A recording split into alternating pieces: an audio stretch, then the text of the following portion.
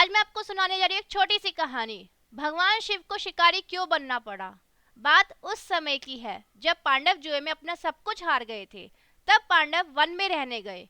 कई वर्ष बीतने के बाद जब समय आया अपना राज्य कौरवों से लेने का, तब उन्हें अपने भविष्य की चिंता हुई कि क्या कौरव हमारे वापस जाने के बाद हमारा राज्य लौटा देंगे। ये चिंता सभी को थी।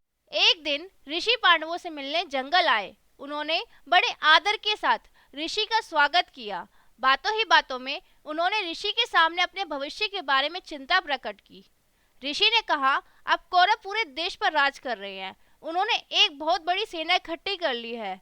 वह बहुत शक्तिशाली हो गए हैं। तुमसे छीना हुआ राज्य वह आसानी से वापस नहीं देंगे। यदि तुम अपना राज्य वापस चाहते हो तो उसके लिए तुम्हें कौरवों से युद्ध करना होगा। सभी ने कहा, कौरवों से कैसे लड़ सकते हैं? हम इतनी बड़ी सेना कहां से लाएंगे जो कौरवों के शक्तिशाली सेना का सामना कर सके। ऋषि ने कहा, तुम्हें सेना इकट्ठे करने में कुछ समय लग सकता है, लेकिन तुम्हारे भी अपने मित्र हैं जो तुम्हारी सहायता करेंगे। पांडव ने कहा, कौरवों के भी तो अपने मित्र हैं। वे सब साथ मिलकर और भी शक्तिशाली बन जाएंगे। तभी ऋषि बोले, लेकिन तुम चुपचाप भी तो नहीं बैठ सकते हो। तुम्हें कौरवों के साथ युद्ध की तैयारी करनी ही पड़ेगी। यदि मेरा कहा मानो तो कुछ भी करने से पहले भगवान शिव का आशीर्वाद प्राप्त करो। अर्जुन को जाकर शिव को प्रसन्न करना चाहिए और मुझे पूरा विश्वास है कि वह तुम्हारी सहायता जरूर करेंगे। पांडवों ने ऋषि के आदेश के अनुसार अर्जुन को भगवान शिव का आशीर्वाद प्राप्त करने के लिए नियुक्त किया। अर्जुन को कुछ समझ नहीं आ रहा था कि वे क्या करे। भगवान शिव को मिल नहीं सकता था क्योंकि बहुत दूर कैलाश में रहते थे और उनके पास पहुंचने का कोई उपाय भी नहीं था। अर्जुन के सामने एक ही रास्ता था कि अपनी भक्ति द्वारा भगवान शिव को प्रसन्न करे। बस अर्जुन पर्वत के पास एक घने जंगल में गया। एक बड़े पेड़ के नीचे स्थान चुनकर उसने अपनी तपस्या आरंभ कर दी। ये एक कठिन काम था। इसके लिए उसे अपना सब आराम छोड़कर केवल भगवान का ही ध्यान करना था। ऐसा करते हुए पहले उसने खाना छोड़ा और फिर पानी, और फिर कई दिनों तक वह बिना हिले एक टांग पर खड़ा रहकर तपस्या करता रहा। पशु और पक्षी उसे निर्जीव समझकर उसके पास बिना भय के चले जाते। उसके शरीर पर सांप रेंगते, लेकिन इन सब का उसे कुछ भी पता नहीं था। वह तो अपनी साधना में लगा था। उधर इंद्रदेव को अर्जुन की तपस्या का पता चला। वह सोच नहीं पा रहा था अर्जुन ने ऐसा कठिन काम क्यों आरंभ किया। क्या वह देवता बनने की चेष्टा कर रहा है, या वह इंद्रदेव को उनके आसन से हटाकर स्वयं इंद्र बनना चाहता है, या केवल कौरवों को हराने के लिए ऐसा कर रहा है।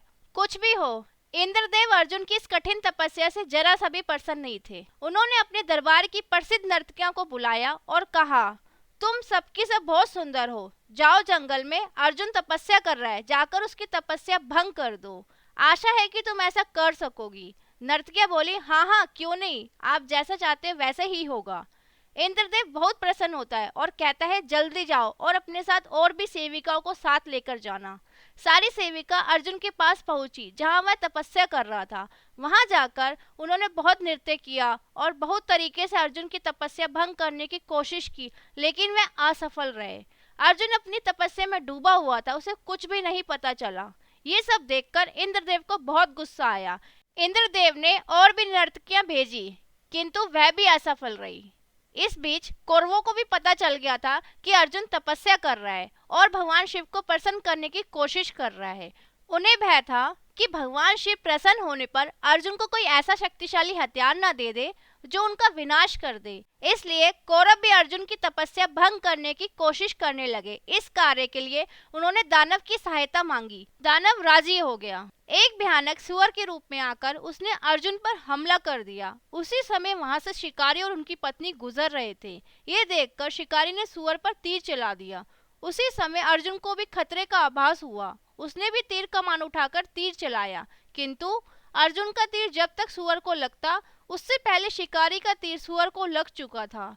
ये देख अर्जुन हैरान रह गया कि दूसरा तीर कहां से आया, और वह ये सोचकर अपमानित और क्रोधित महसूस करने लगा कि उसके लक्ष्य को भला किसी और ने निशाना कैसे बना लिया। अर्जुन ये सहन नहीं कर पा रहा था कि इतना बड़ा योद्धा होने के बावजूद उसकी जान किसी और ने बचाई। अचानक शिकारी उनकी पत्नी अर्जुन के सामने आ गए। ये देख अर्जुन को और गुस्सा आ गया कि किसी मामूली से शिकारी ने उसकी जान बचाई। अर्जुन उनका धन्यवाद करने के बजाय उनसे विवाद करने लगा। विवाद इतना बढ़ गया कि युद्ध की नौबत आ गई। अर्जुन आश्चर्य से कहता है, छोटा सा शिकारी मुझे चुनौती दे रहा है। अर्जुन को ये सब देखकर बहुत गुस्सा आता है और शिकारी पर तीरों की वर्षा करना आरंभ कर देता है। अर्जुन के तीर शिकारी तक पहुंचते पहुंचते फूलों में बदल जाते हैं। थोड़े समय में शिकारी फूलों से ढक गया। अर्जुन शिकारी पर हर तरीके से आक्रमण करता है, लेकिन शिकारी तक जाते जाते सारे तीर फूल ही बन जाते। अर्जुन ने अनुभव किया कि वह हार रहा है। उसे अपनी हार पर आश्चर्य हो रहा था। अर्जुन ने आंखें बंद की और भगवान शिव से प्रार्थना की और उनका आशीर्वाद मांगा। उसने बोला, हे भगवान, मैं छोटे से शिकारी से कैसे हार सकता हूँ। दोस्तों, क्या आप जानते हो साधारण से शिकारी कौन था? वह थे भगवान शिव। जैसे ही अर्जुन ने अपनी आंखें खोली तो देखा सामने भगवान शिव और माता पार्वती खड़े थे। भगवान शिव ने अर्जुन को जमीन से उठाया और कहा कि वह संसार के एक महान योद्धा से मिलकर बहुत प्रसन्न हुए। ये देख अर्जुन सब समझ गया और उसने भगवान शिव से क्षमा मांगी। भगवान शिव ने कहा, मैं तुम्हारी शक्ति की परीक्षा ले रहा था, मुझे तुम्हारी भक्ति और वीरता पर विश्वास हो गया है। तत्पश्चात भगवान शिव ने अर्जुन को संसार का सबसे शक्तिशाली हथियार पाशुपतास्त्र दिया और अर्जुन को आशीर्वाद दिया कि वह सफल हो। दोस्तों, क्या आपने कहानी पहले सुनी है? कमेंट में जरूर बताएं। हर हर महादेव।